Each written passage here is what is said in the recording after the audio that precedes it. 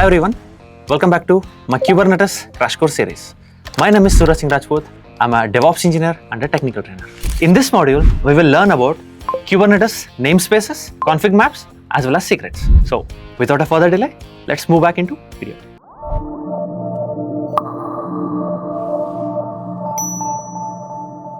We will move into understanding what is namespace, why do we need namespaces, and how namespaces enhances our security.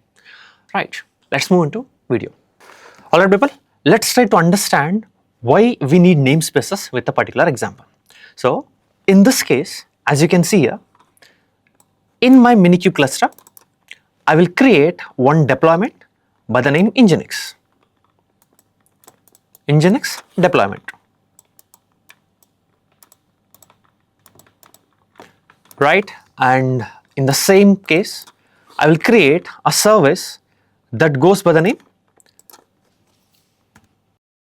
nginx service. Right. So once I create a deployment as well as service, can I create once again a deployment with the same name, or can I create one more service with the same name? Like for example, I already have a deployment by what name? Nginx deployment, and a service also nginx service. Right. So let me change this thing, nginx service. All right. So no, that doesn't allow, or our cluster doesn't allow to have multiple deployment with same name in one cluster. Right. So what can we do this one? Yes. That is when we come across something called as namespaces. Right. Where namespaces, as we can see in this particular definition, namespace in Kubernetes is a way to divide the given Kubernetes cluster into subclusters, just like our subnetting concepts. There will be one particular cluster where we're going to divide this into multiple isolations by providing a particular name for this individual isolations. Thereby, what we can have is, in each namespace, we can create our service and deployment. For example, this is a case.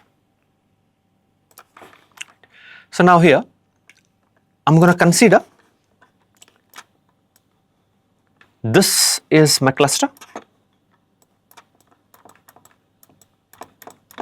This is my cluster, and inside this cluster, I will create two different namespaces. Right. One goes by the name Amazon, another one goes by the name Flipkart. Two different namespaces. Right. These thing will allow me to have, right, a deployment in the namespace Flipkart. I can create a deployment in the namespace Flipkart with the name nginx deployment. What I'll do? I will create it for nginx deployment.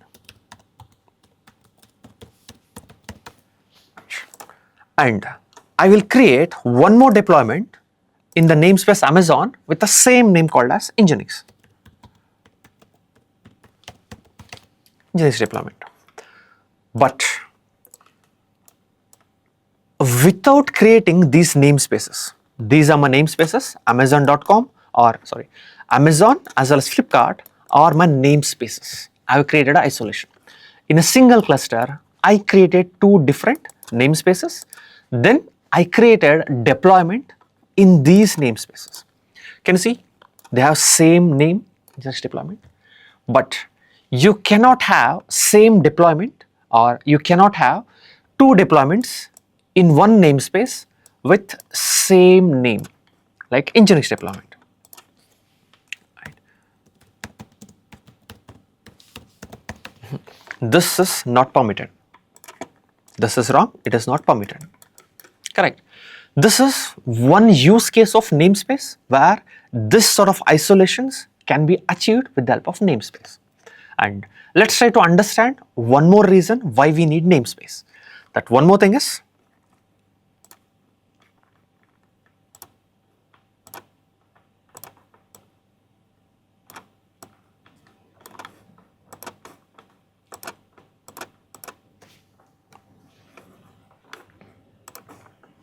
right?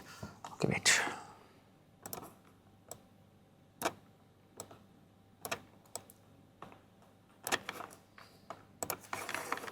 Alright people, let's try to understand one more reason why we need namespaces.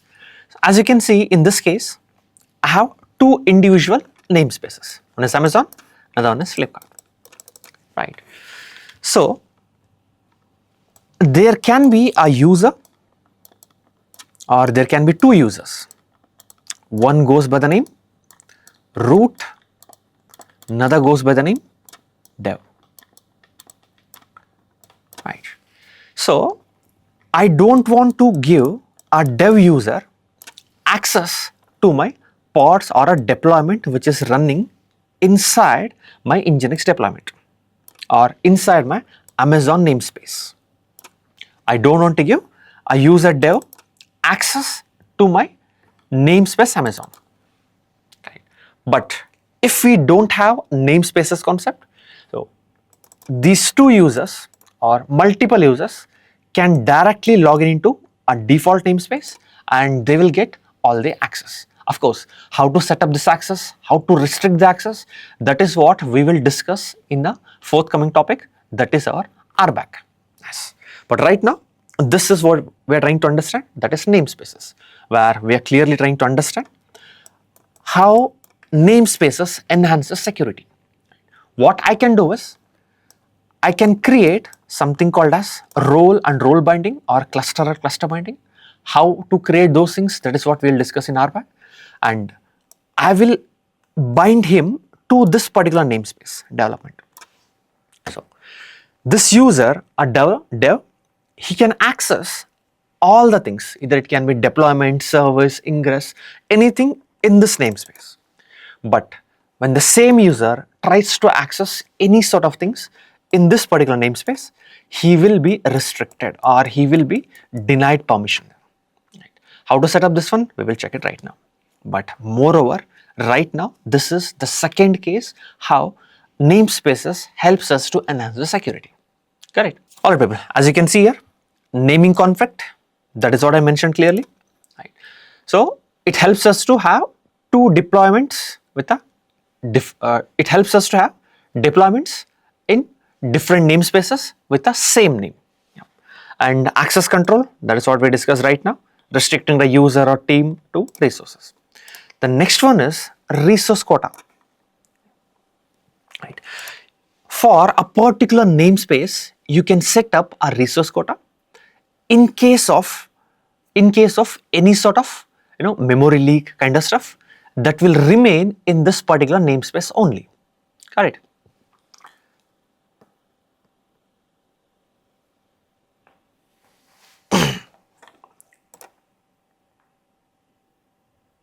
Right. So as you can see here, as we discussed, common use cases, multi-cluster environment. In our multi-cluster, we need to set up sometimes we need to set up a namespaces called as dev, test, as well as prod within one cluster. That is when we come across namespaces that will help us to have isolations and permissions restricted to per namespace. Can you see? Team isolation as well as resource management. All are the same use cases which I discussed right now with you people. So let's discuss some of the default namespaces in Kubernetes. One of them is default namespace. Whenever you create any pod, any deployment, all sort of things will be created in the default namespace. Let me show you on that particular thing. As I can go back here and clear this one. Get pod.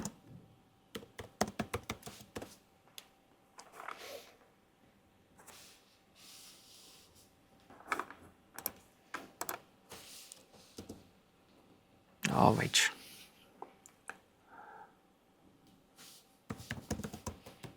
kubectl.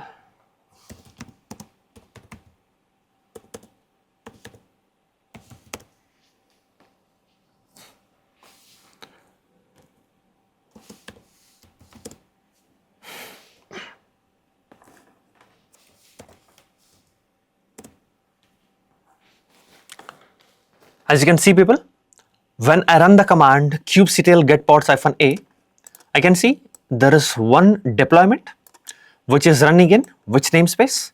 Default namespace. Correct. Any sort of deployments, pods, everything what you do, all sort of objects will run in this default namespace. Right. And can you see there is one more namespace called as Cube Systems. By default, all the system related pods will run in the namespace called as Cube System. And along with that, we got other namespaces like Kubernetes public. Right. So this namespace.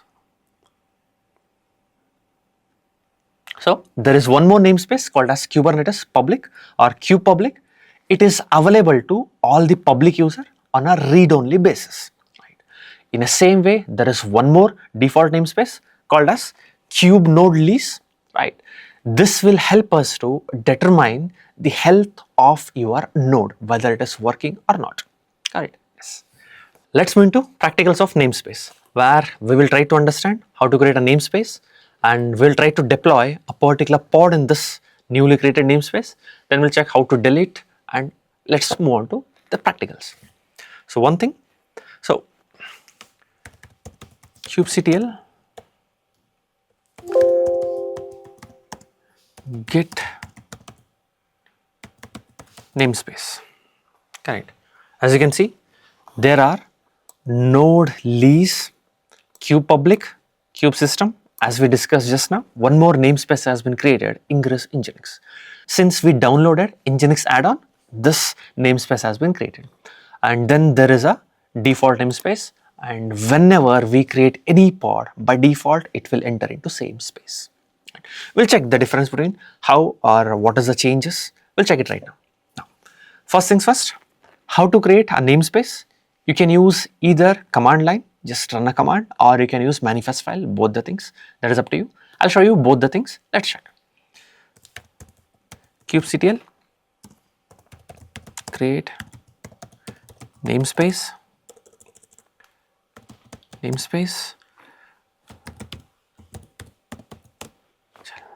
you see a namespace called as StarAgile has been created? And if you're trying to create this with a particular manifest file, so vi ns.yml2, I'll paste this thing. Can you see? I'm using API version, kind is namespace, and the name of the namespace is StarAgile. Since I have already created with this one, let me go and delete this thing. Let me go and delete the available namespace. Then I'm going to create via manifest file. For that, kubectl delete namespace.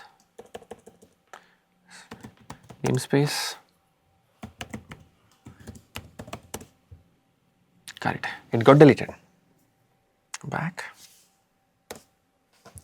So let's move ahead and create a namespace by using a manifest file. For that, I have already created a manifest file. As you can check it, cat ns. Right. So let's move ahead. Let me execute this file or implement this file. Let's check how the namespace is created.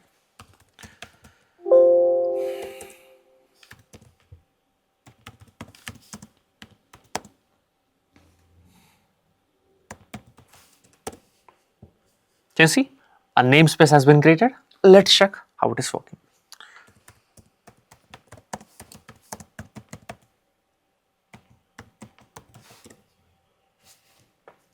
Yep. You see, it has been created and been active from past 12 seconds. Right. So let's move back. Let's create a particular pod in this particular namespace. Let's check how it works for us. For that, I have got a manifest file.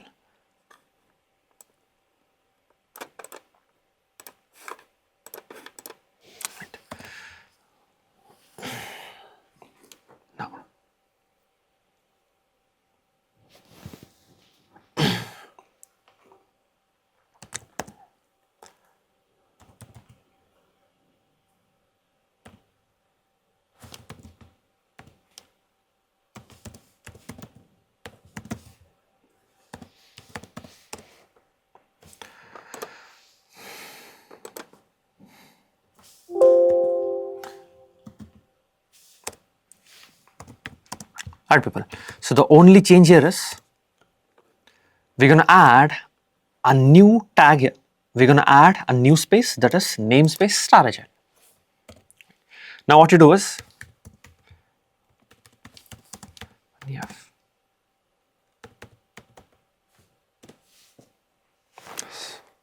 can you see a pod has been created by the name nginx, but where it has created, let's go and check it right now. So for this, I'm going to use a command called as kubectl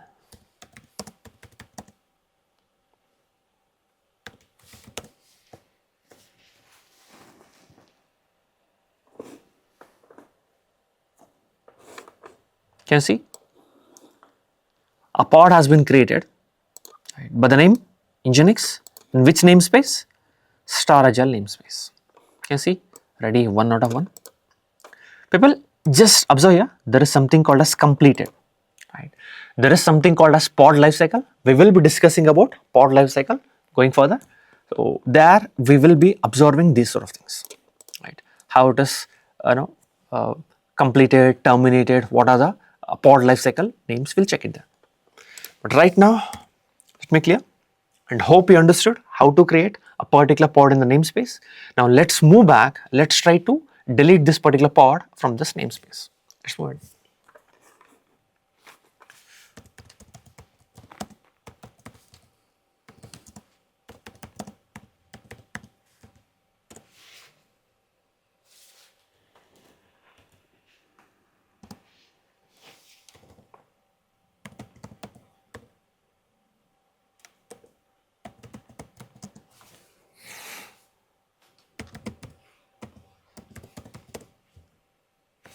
Can you see people? When I just gave the command kubectl delete pod nginx, he clearly said there is no such pod called as nginx in the default namespace. But when I gave --- namespace StarAgile, he just quickly deleted that particular thing. Let's go and check it right now. Kubectl get pod -a. Can you see? That particular pod which was created in the namespace StarAgile is gone. But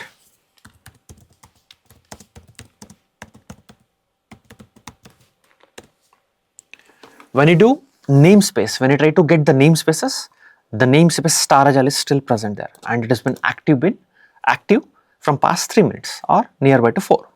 Now let's go and let me delete this particular namespace. For this,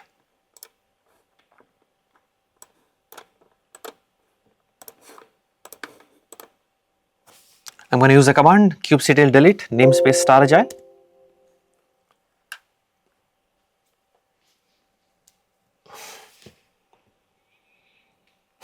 And this particular namespace has been deleted in this case.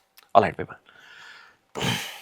Now we will discuss about Kubernetes ConfigMaps as well as secrets. Just imagine you guys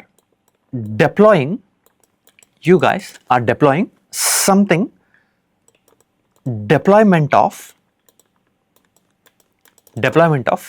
DB database, right? So in this case, what we do is, in the deployment file, we have to write username for logging in into DB, the passcode, as well as something called as port numbers, right?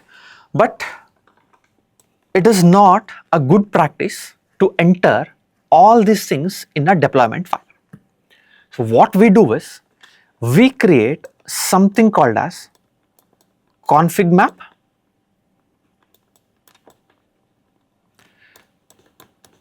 There we will store this username, of course passcode, we have some different option, port numbers, these sort of data, that is non-sensitive data, will be stored in the ConfigMaps as a env, environmental variables.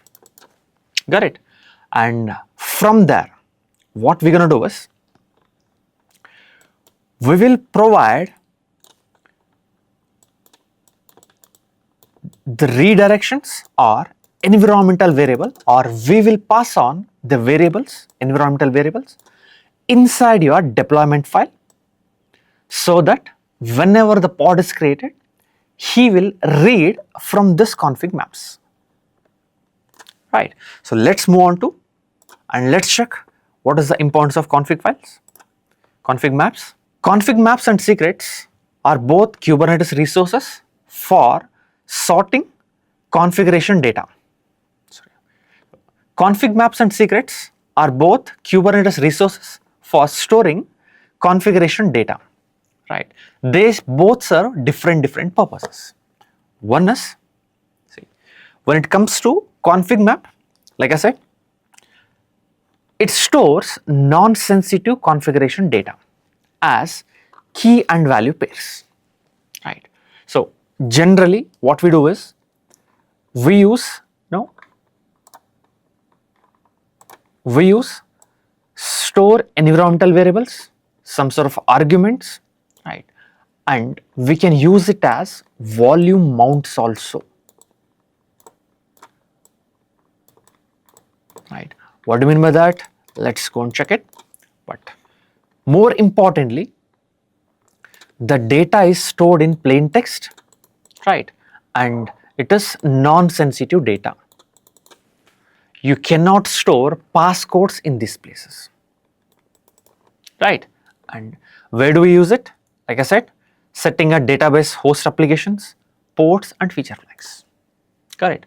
But whereas your secrets serves a different purpose, like as you can see, the secret is designed to store the secret is designed to store sensitive information. Like for example, can you see the same database passcode will be stored in the form of secrets in this place. Right. So how to create config maps, how to create secrets, how to store the data inside this one, everything we'll check in the practicals. But right now, this is the thing. So whatever the data that you store inside a secret will be encrypted by using this format. Right. And you can ask me, does it provide, very granular level of security? No. Kubernetes says, in case if you need very high level of security, you can use you can use Terraform vaults to store these sort of sensitive information, or you can use very strong RBAC policies for this particular thing, right? And generally what we store here, database passcodes, authentication tokens, private keys. Let's understand what is the key difference between your config maps as well as secrets. So one thing is for sure. So one thing is, see, config maps are always used for non-sensitive data. Any form of sensitive data like passcodes, tokens will never be stored in your config maps. But all sort of sensitive data will be saved in which place? Secrets, by using this sort of things, encrypted form. Right. But is it 100% secured?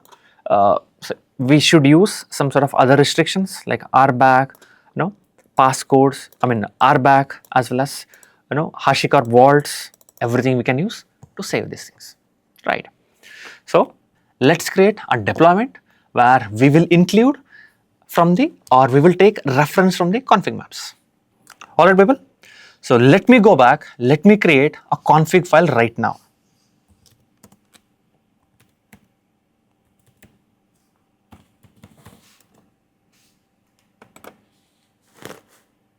So it saves the information, my database as well as user one, right? Kind of environmental variable.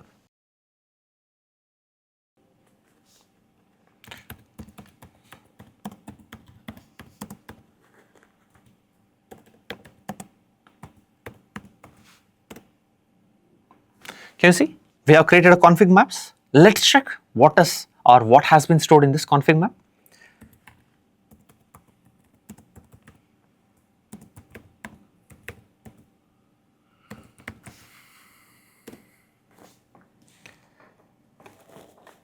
Can you see? We got multiple config maps, right? So let's check what information has been saved in this config map by using the command.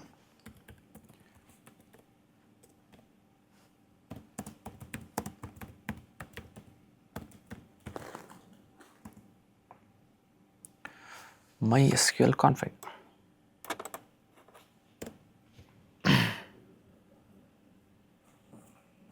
Sorry, kubectl describe config map.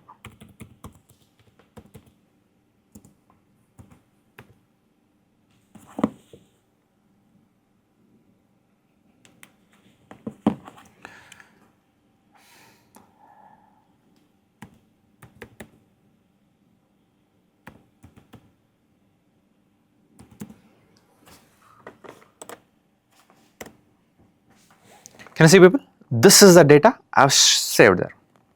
That is MySQL user, and the information is user1, and for MySQL database I've saved my database as a variable.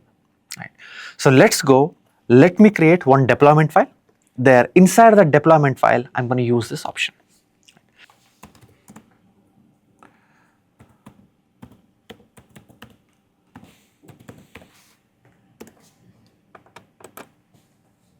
Alright, people, as you can see here, I have taken the reference from environmental variable, that is my database name I have asked, at the same time MySQL username also I asked. Can you see? Key. This key will be replaced by your proper value from your config maps. Can you see? Config maps key refer, config maps key refer. Right. Let me save this and let me try to create this option.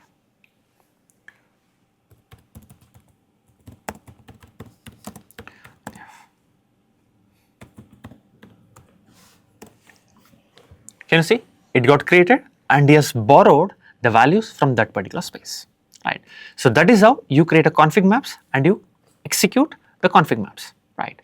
Now let's go back to secrets. Let me create one particular secret. Let's check how this secret can be executed.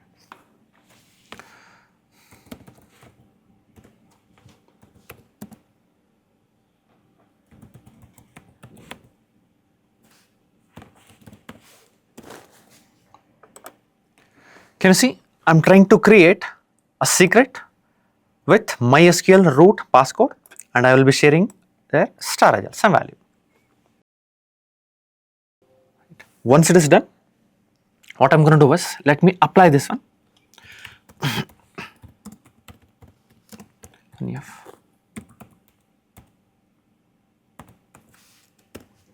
secret.yml. Right.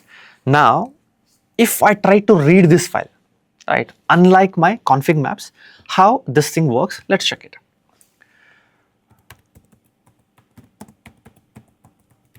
kubectl describe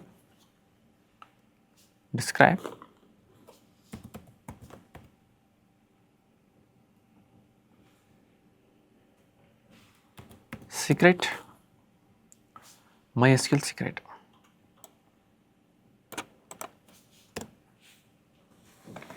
Can you see? There is a string. For this, it says 9 bytes. It will never reveal this exact information that has been saved here. Correct. So let me create a deployment, a different sort of deployment. There I will be utilizing this particular passcode. Let's check how it goes for us.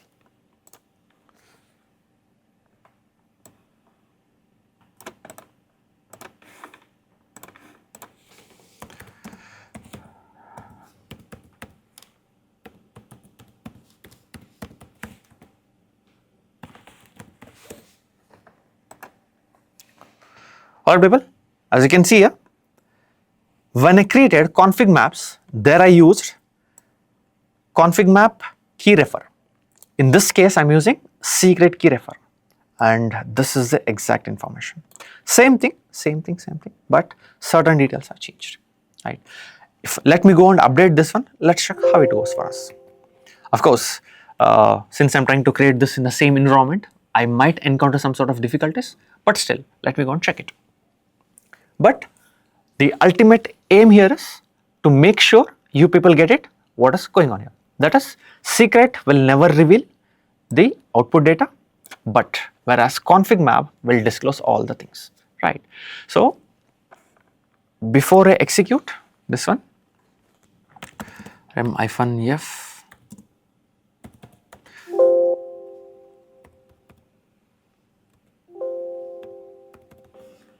let me remove, let me create different one.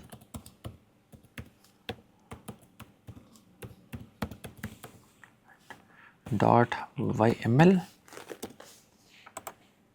where I am using all the options, that is config key refer and secrets.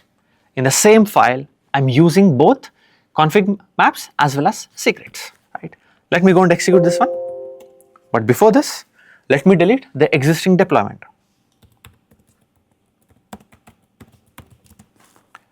Okay, what is the name of deployment?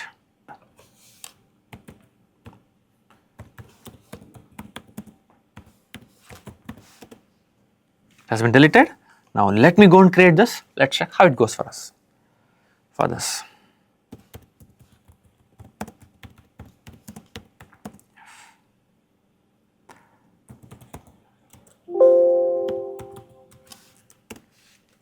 can you see it got created and the variables got read from your secrets option, right?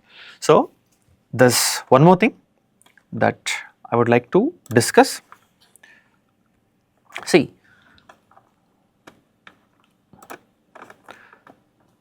as I created right now, as I created a deployment, right? As I created a deployment, this information got saved. This information got saved in etcd, right? Along with that, if any hacker got hold of your Kubernetes architecture, he can directly do Kubernetes or kubectl describe config maps or kubectl describe this thing, and he can easily get hold of this sort of information. Of course, whatever the secrets that we have saved, he can easily decrypt it by using base64 option, right? So for this purpose, Kubernetes recommends storing these sort of data in HashiCorp vaults or some sort of other options, kicklog kind of stuff. So there we will try to save all this sort of data for us. Correct? Yes. Hope you people understood what is config maps, what is secrets, and how to create those things and how these things are working. If this session has helped you learn about Kubernetes, do hit like, share, and subscribe button for StarAgile. I will meet you in the next video. Till then, keep learning.